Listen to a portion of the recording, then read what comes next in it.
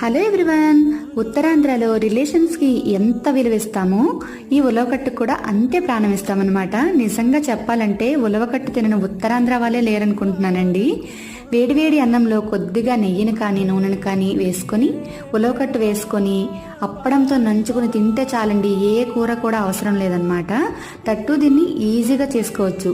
ఎలా చేసుకోవాలో ఈరోజు వీడియోలో చూసేద్దాం. స్టవ్ మీద ఒక కళాయి పెట్టి కొద్దిగా ఆయిల్ వేసి ఆవాలు, జీలకర్ర, పచ్చిమిర్చి, వెల్లుల్లి రెబ్బలు, ఉల్లిపాయ ముక్కలు, కరివేపాకు వేసి ఇవి ఫ్రై చేసుకోవాలి. ఇప్పుడు ఒక గిన్నెలో కొద్దిగా ఉలవ పిండిని తీసుకొని సరిపడినంత చింతపండు నీళ్ళు, ఉప్పు, పసుపు, కారం వేసి కలిపి పక్కన పెట్టుకోవాలి.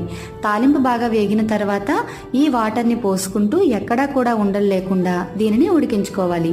ఒక 5 నిమిషాలు ఉడికిన తర్వాత దించే ముందు కొద్దిగా నెయ్యిని కానీ నూనెను కానీ వేసి కలిపి దించుకోవాలి. అంతేనండి, చాలా ఈజీగా చేసుకోవచ్చు. మరి మీకు నచ్చిందా? మరి కొట్టేయండి లైక్.